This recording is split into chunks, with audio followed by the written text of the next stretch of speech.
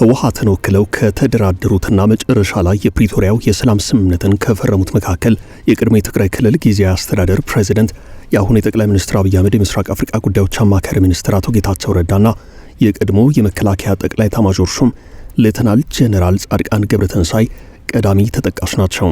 ጻድቃን በሰሜኑ የትግራይ ጦርነት ወቅት የቲዲኤፍ ሰራዊትን ከሚመሩ የጦር አዛዦች መካከል አንደኛው ሰው እንደነበሩ አይዘነጋም። አሁን ጌታቸው ረዳም ሆኑ ጻድቃን አሰላለፋቸውን ከፌደራሉ መንግስት ጋር እንዳደረጉ ነው የሚነገረው። ከነደብረጽዮን ጋር በተለየ የፖለቲካ መስመር መጓዝን የመረጡት ሁለቱም ፖለቲከኞች አቶ ጌታቸው ረዳ በተለይ ከቅርብ ጊዜያት ወዲህ በተለያዩ መድረኮች እየወጡ የሚሰጧቸው አስተያየቶች በትግራይ የተፈጠረውን የፖለቲካ ቀውስ ያሳያል እየተባለ ነው። ከሰሞኑ በተከታታይ ቀን በሚባል መልኩ ያወጡት ጥብቅ መረጃም በዚህ አውድ የሚታይ ግን ከወትሮ የተለየ ፖለቲካዊ ትርጉም ሳይኖረው የማይቀር ነው። በተለይም ሌተናል ጄኔራል ጻድቃን ገብረተንሳይ የፕሪቶሪያውን ስምምነት የፈረመን ሰዎች ክደት ፈጽማቸዋል በሚል እንድንረሸን በህወሓት ስራ አስፈጻሚ ሐሳብ ቀርቦ ነበር፣ የፈረምነው ሰነድም ተቀዳዶ ይጣል ተብሎ ነበር ያሉበት የንግግር ክፍል ትኩረት ሳቢ ሆኗል። መረጃው የህወሓትን ትክክለኛ የፖለቲካ አቋምና ለቀውሱ ዋናው ምክንያት እርሱ መሆኑን ያሳያል ይላሉ አስተያየት ሰጪዎች። ህወሓት በፕሪቶሪያው የሰላም ስምምነት መሰረት የተቋቋመው ጊዜያዊ አስተዳደሩን እና የአስተዳደሩን አመራሮች በአጠቃላይ እንደ ካድ የቆጠረበት ዋና ምክንያት በዚሁ የጄኔራሉ ጥብቅ መረጃ ላይ ተመላክቷል። የሚገርመው ነገር ህወሓት የፖለቲካ ህልውና ስጋት ውስጥ የገባው ባፈረሰው ጊዜያዊ አስተዳደር ወይ ደግሞ በጣሰው የፕሪቶሪያው ስምምነት መሆኑ ነው። ይህ እንዴት እንደሆነ ከጄኔራሉ ወቅታዊ መረጃ ጋር አያይዘን እንመለከተዋለን።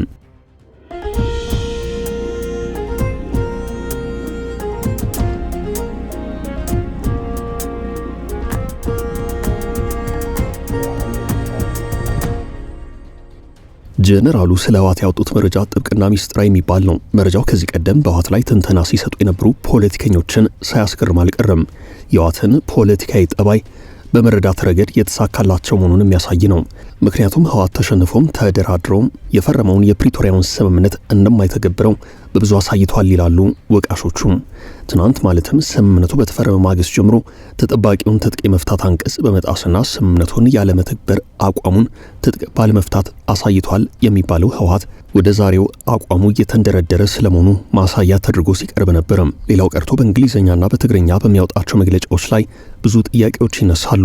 ህወሓት በእንግሊዝኛ በሚያወጣው መግለጫ ላይ ደጋግሞ ያሰማው ወቀሳ የፌደራሉ መንግስት የፕሪቶሪያውን ስምምነት እንዳልተገበረ እርሱ ደግሞ በአግባቡ እየተገበረ እንዳለ የሚያሳይ ነበር። በትግርኛ በሚያወጣቸው ጽሁፎች ደግሞ በሚያካሂደው ስብሰባ ላይም እንዲሁም በአብዛኛው ከፌደራሉ መንግስት ጋር ወደ ጦርነት ለመግባት ያለውን ዝግጅት የሚጠቁም ነበር። በፕሪቶሪያው ስምምነት መሰረት የተቋቋመው የትግራይ ክልል ጊዜያዊ አስተዳደርና የአስተዳደሩን አመራሮች አንዴ በመፈንቅለ መንግስት ሌላ ጊዜ ደግሞ በኮንፈረንስና ወሳኝ ስብሰባዎች ማጠቃለያ ላይ በመግለጫ እንደ ካዲ ቆጥሮ ቁም ስቅላቸውን ሲያሳያቸው ቆይቶም በመጨረሻው ከናካቴው አስተዳደሩን አፍርሶ የድሮ ምክር ቤቱን ወደ ስራ መልሷል። ይህን ተከትሎ የፕሪቶሪያ አደራዳሪዎች ከያሉበት ድምጽ እያሰሙ ነው። ህወሓት ሳያስበው የፖለቲካ ነጥብ ጥሎበታል የሚያስብለውን እርምጃ እንደወሰደ ማረጋገጫ ተደርጎ የሚቀርበው የአሜሪካ ማዕቀብ መጣልና የአውሮፓ ህብረት ማስጠንቀቂያ ነው። የዚህም መግለጫ እንደምታና የህወሓትን ምላሽ ከመመልከታችን በፊት የጄኔራሉን መረጃ በጥቂቱ እንዳሰው ጄኔራሉ የቅድመ ኢትዮጵያ መከላከያ ሰራዊት ጠቅላይ ኤታማዦር ሹምና የህወሓትም የጊዜያዊ አስተዳደሩም ከፍተኛ አመራር እንዲሁም ህወሓትን ወክለው ከተደራደሩትና መጨረሻ ላይ ከፈረሙት የፕሪቶሪያ ተደራዳሪዎች መካከል ይጠቀሳሉ። ጄኔራል ጻድቃን ገብረተንሳይ ጄኔራሉ ከነደብረጽዮን ጋር መላተም የጀመሩት ዛሬ አይደለም። ካለፉት 2 ዓመታት ወዲህ የትግራዩ ጦርነት ካበቃ ጊዜ በኋላ ማለት ነው። በተደጋጋሚ በህወሓት ሰዎች ላይ ትችት ሲያሰሙ ነበርም። ከሰሞኑ ደግሞ የፕሪቶሪያውን ስምምነት የፈረምን ሰዎች ክደት ፈጽማቸዋል በሚል እንድንረሸን በህወሓት ስራ አስፈጻሚ ሐሳብ ቀርቦ ነበር ይላሉ። የፈረምነው ሰነድም ተቀዳዶ እንዲጣል ተፈርዶበት ነበር ሲሉም አስተያየታቸውን አጋርተዋል። አስተያየት ሰጪዎች ህወሓት በዚህ አካሄዱ ከፊት ለፊቱ 2 ዕጣ ፈንታ ይገጥመዋል ይላሉ። አንደኛው የፖለቲካ ህልውናው የሚመናመንበት ሲሆን፣ ሁለተኛው ደግሞ ከሌሎች ኃይላት ጋር ትብብር በመፍጠር የፌደራሉ መንግስት ወደ ጦርነት መጋበዝ ነው። ለዚህም ከግዳጅ ወታደራዊ አፈሳና ከአጠቃላይ ወታደራዊ እንቅስቃሴው ብሎም የጦርነት ዝግጅቱ ጀምሮ በብዙ መልኩ እንቅስቃሴው ወደዚያ የሚያመራ ይመስላል። የጻድቃን ገብረተንሳይ መረጃም ይህን የሚጠቁም ሆኗል። ህወሓት ወደ መሃል ሀገር በጦርነት ለመግባት ከውጭ ወደ ውስጥ በሱዳን በኩል በተለያዩ ግንባሮች ጥቃት ለመክፈት ዝግጅት ማድረጉ ነው የተሰማው። በወልቃይት ሲጠበቅ የነበረው የህወሓት ጥቃት ባልተጠበቀበት ግንባር ሊቀሰቀስ እንደሚችል የጄኔራሉ ንግግር ጠቁሟል። በህወሓት ወታደራዊ ዝግጅት ዙሪያ አስተያየታቸውን የሰጡት ሌተናል ጄኔራል ጻድቃን ገብረትንሳኤ በአፋርና አማራ አዋሳኝ አካባቢዎች ትንኮሳ የፈጸመው ህወሓት የትኩረት አቅጣጫውን ለመቀየር እንቅስቃሴ ላይ እንዳለ አመላክተዋል። የህወሓት ጄኔራሎች በአሁኑ ወቅት ሰፊ ወታደራዊ ስትራቴጂ ነድፈው እየተንቀሳቀሱ መሆኑን የገለጹት ጄኔራሉ በተለይም ከውጭ ወደ ውስጥ ለማጥቃት ዝግጅታቸውን አጠናክረዋል ብለዋል። ህወሓት ኤርትራን መሻገሪያ ድልድይ፣ ሱዳንን ደግሞ እንደ ዋና ወታደራዊ መንቀሳቀሻ እየተጠቀመ ስለመሆኑ የሚያሳዩ ዘገባዎችም አሉ።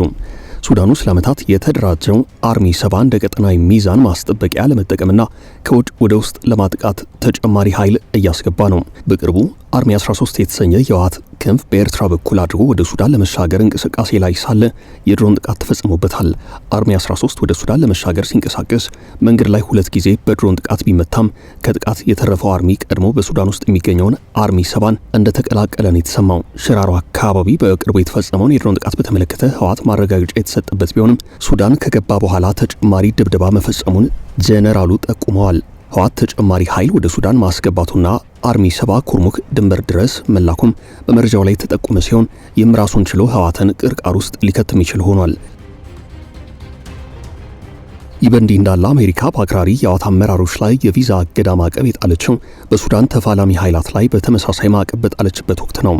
ማዕቀቡን ተከትሎ ህወሓት እያቀረበ ያለው መከራከሪያም ከገጠመው አደጋ የሚያተርፈው አይመስልም። እንደ አስተያየት ሰጪዎች እምነት የህወሓት አመራሩን ጥያቄዎች ህወሓት የፕሪቶሪያውን ስምምነት መጣሱን የሚያረጋግጥ እርምጃ ከወሰደ በኋላ ለምን እኔ ብቻ ማዕቀብ ተጣለብኝ አይነት ጥያቄ ማቅረቡን እንደቀጠለ ነው። ይህ ጥያቄ ምላሽ ሊያገኝ የሚችለው ህወሓት እያካሄደ ካለው መጠነ ሰፊ የጠብ አጫሪነት ድርጊት ሲመለስ ነው ይላሉ አስተያየት ሰጪዎች። ምክንያቱም ማዕቀብ የጣለችው አሜሪካም ሆነች አጠቃላይ ምዕራባውያኑ የፕሪቶሪያው ስምምነት እንዲከበር አብዝተው ይሻሉ። የፕሪቶሪያው ስምምነት ተግባራዊ ካልሆነ ጦርነት እንደሚቀሰቀስ የገባቸው አሜሪካና የአውሮፓ ህብረት ህወሓትን ብቻ ነጥለው አስጠንቅቀዋል። ይህም ህወሓትን ቁጣ ውስጥ ከቶታል። የህወሓት ምክትል ሊቀመንበር አቶ አማኑኤል አሰፋ የሰጡት ምላሽ ይህንን የሚያሳይ ነው። አመራሩ የምዕራባውያን ዲፕሎማቶች ከቅርብ ጊዜ ወዲህ ትግራይን በተመለከተ የያዙት አቋም ከባድ አደጋ እንዳለው ገልጸዋል። ምክትል ሊቀመንበሩ አቶ አማኑኤል አሰፋ በማህበራዊ ትስስር ገጻቸው ባሰፈሩት ጽሑፍ ምዕራባውያን እሴቶች ከወዴት አሉ ሲሉ ጠይቀዋል።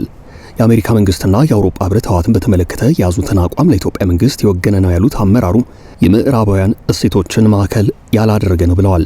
ለረጅም ጊዜ ስንማራቸው የነበሩት የምዕራባውያን እሴቶች የሚባሉት ሰብአዊ መብቶች፣ ሰብአዊነት፣ የህግ የበላይነትና ዴሞክራሲ በከፍተኛ ደረጃ ባደላ አቋም ምክንያት ሲሸራረፉ ማየት በጥልቀት የሚያስጨንቅ ጉዳይ ነው። አንዳንድ የምዕራባውያን ዲፕሎማቶች የዘር ማጥፋት ወንጀልና ሌሎችም ዓለም አቀፍ ወንጀሎችን ፈጽሟል ተብሎ የሚከሰሰውን ስርዓት በዝምታ እውቅና የሚሰጡ የሚመስሉት ለምን እንደሆነ ራሴን እጠይቃለሁ። ይህም ተጨማሪ ጥቃቶች እንዲበረታቱ የማድረግ አደጋ አለው ብለዋል። አዲስ አበባ ለሚገኙ ምዕራባውያን ዲፕሎማቶች 4 ጥያቄዎችን እንደሚከተለው አቅርበዋል። በትግራይ ያለው ሁናቴ በእርግጥ ችላ ሊባል የሚችል ነገር ነው። እንዲህ አይነቱ አድሏዊ አያያዝ በቀጠናው ዘላቂ ሰላምና ደህንነት እንዲሰፍን ያደርጋል ወይ? የምዕራባውያን ብሔራዊ ጥቅምን የማስከበር ፍላጎት ራሱ በይፋ ይዣቸዋለሁ የሚላቸውን መሪዎች በሚጎዳ መልኩ እንዲተገበር የተደረገው እንዴት ነው? የምዕራባውያን እሴቶችስ ጉዳይ ምን ደረሰ? የሚሉ ጥያቄዎችን አንስተዋል። አሜሪካ የህወሓት አመራሮችን ኢላማ አድርጋ የቪዛ ማዕቀብ መጣሏ በዚህ ብቻ የሚያበቃ ላይሆን ይችላል። ህወሓት እየሄደበት ካለው አደገኛ አካሄድ ካልተመለሰ በስተቀር ከአሜሪካ ጋር ወደሚያስማማው ነጥብም ካልተመለሰ አሜሪካ ተጨማሪ ማዕቀቦችን ልትጥል እንደምትችል ይነገራል። ይህም የህወሓትን አውራ አመራሮች በውጭ የሚገኝ ሀብት ንብረት እንዳይንቀሳቀስ ማገድን ሊያጠቃልል የሚችል ነው። ራሱ ህወሓትም ቢሆን በሽብር ቡድንነት ሊፈረጅ ይችላል ይላሉ አስተያየት ሰጪዎች። ለዚህ ደግሞ የሱዳን ጉዳይ በምክንያትነት ይነሳል። ህወሓት ከአልቡርሃን ጦር ጋር ወታደራዊ ትብብር አለው። አሜሪካ ለአልቡርሃን የሚዋጋውን የሱዳን ሙስሊም ወንድማማቾች የሚባል ቡድን በሽብርተኝነት ፈርጃለች። በአልቡርሃንም ላይ ማዕቀብ መጣሏ ተሰምቷል። አሁን አሜሪካ በህወሓት አመራሮችና ቤተሰቦቻቸው ላይ የጣለችው የቪዛ እገዳ በህወሓት ላይ ሌላ ተጨማሪ ቅጣት ሊያስከትል የሚችል መሆኑ ይነገራል። በአሁኑ ሰዓት ህወሓት 2 አማራጮች እንዳሉት ነው አስተያየት ሰጪዎች የሚናገሩት። አንደኛው በገባበት መንገድ ወደ ጦርነት መግፋት ሲሆን፣ ሁለተኛው ደግሞ የአሜሪካንን ጥሪ ተቀብሎ ወደ ኋላ መመለስ ነው። ይህም ማለት ጊዜያዊ አስተዳደሩን መልሶ በፕሪቶሪያው ስምምነት መሰረት ወደ ስልጣኑ መመለስ ነው። ይህ ሁለተኛው የህወሓት አማራጭ እጅ ከመስጠት የተለየ ትርጉም የለውም። በእርግጥ የፌዴራሉ መንግስት በጀት ቅነሳና ወደ ትግራይ የሚገቡ መሰረታዊ ምርቶችን በጣለባቸው ገደብ ምክንያት እንዲሁም በፓርቲ ውስጥ በተፈጠረው ጥልቅ ክፍፍል በህዝቡ ዘንድ እያደገ በመጣው ቅሬታ ምክንያት የህወሓት አመራሮች እጅ ከመስጠት ይልቅ ዳግም ወደ ጦርነት የመግባት የፖለቲካ ህልውናቸውን በኃይል የማስቀጠል አማራጭ ሊከተሉ ይችላሉ የሚል ግምት አለ።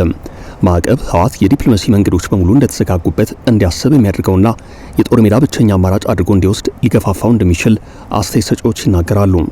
ይህ የአሜሪካ የማዕቀብ መጣል እንቅስቃሴ ህወሓትን የሚያስደነግጥ የሚያስፈራራ ሳይሆን እንደውም በቀጠና የተፈራውን ጦርነት ይበልጥ አፋጥኖ ሊያመጣው እንደሚችል የሚናገሩ የፖለቲካ ጸሐፊያን ቁጥራቸው ቀላል አይደለም። በትግራይ ክልል የቀጠለው መጠነ ሰፊ ወታደራዊ እንቅስቃሴ በተለይም በግዳጅ ወጣቶችን ወደ ጦርነት የመመልመል ሂደት የህወሓትን አቋም የሚያሳይ ነው። እነ ሂውማን ራይትስ ዋች ይህንን እንቅስቃሴ አጥብቀው ኮንነዋል። የህወሓት ቃል አቀባይ ግን መግለጫው መሬት ላይ ያለውን እውነታ ያላገናዘበ ነው በማለት አጣጥለውታል። ለጦርነት እንዲመለመሉና ህወሓትን የሚቃወሙ እንዲቀጡ የሚያዝ ነው የተባለው ከሰሞኑ በአወዛጋቢነት ሲነሳ የቆየ አዋጅ የክልሉ ባለስልጣናት በአስቸኳይ እንዲሰርዙት ከግራም ከቀኝም እየተጠየቀ ነው። ህወሓት ግን በቃል አቀባዩ በኩል በሰጠው ምላሽ ወታደራዊ ምልመላን ህጋዊ የሚያደርገው አዋጅ ምክንያታዊነትን አብራርተዋል። የህልውና አደጋ ለህወሓት አንደኛው ምክንያት ሲሆን ይህም ህወሓት ለጦርነት መዘጋጀቱን የሚያሳይ ነው። ቀደም ሲል በፌዴራሉ መንግስትና በህወሓት መካከል ጦርነቱን የሚያበቃ ስምምነት በደቡብ አፍሪካ መፈረሙ ይታወሳል። በዚሁ ስምምነት መሰረት ጊዜያዊ አስተዳደር ተመስርቶ ለ2 ዓመታት ከቆየ በኋላ ህጋዊ እውቅናው የተሰረዘበት ህወሓት ለጦርነቱ ምክንያት ከሆኑት መካከል አንዱ በሆነው የተናጠለ ምርጫ ተመስርቶ እንዲፈርስ የተደረገውን የክልሉን ምክር ቤት ወደ ስራ መልሷል።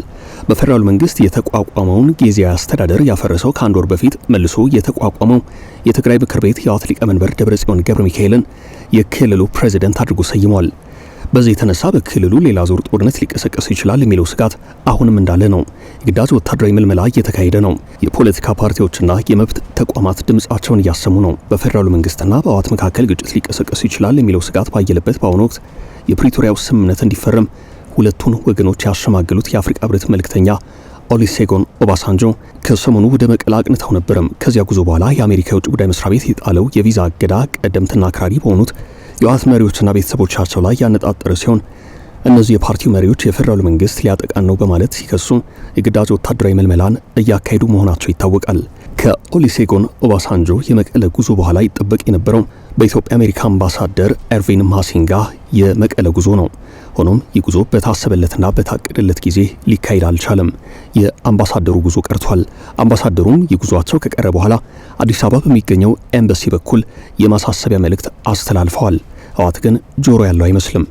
የሆነ ሆኖ በመጨረሻ በ11ኛው ሰዓት ጀነራል ጻድቃን ያወጡት መረጃ የህወሓት ትክክለኛ የፖለቲካ አቋምና አሁን እየሄደበት ያለው መንገድ የሚያሳይ ነው። ህወሓት የያዘውን አቋም ቀይሮ እጅ ካልሰጠ በቀር የአሜሪካ ማዕቀብ ከዚህም በላይ ተነባብሮ መቀጠሉ የሚቀር አይመስልም። ይህም ለጦርነት መቀስቀስ ምክንያት እንዳይሆን ብዙዎችን አስግቷል። እንደ አጠቃላይ በአሁኑ ወቅት በሰሜን ኢትዮጵያ እየታየ ያለውን የጦርነት ስጋት ለመቀነስና ለማስቀረት ማዕቀቡ ብቻውን በቂ እንዳልሆነ እየተገለጸ ነው።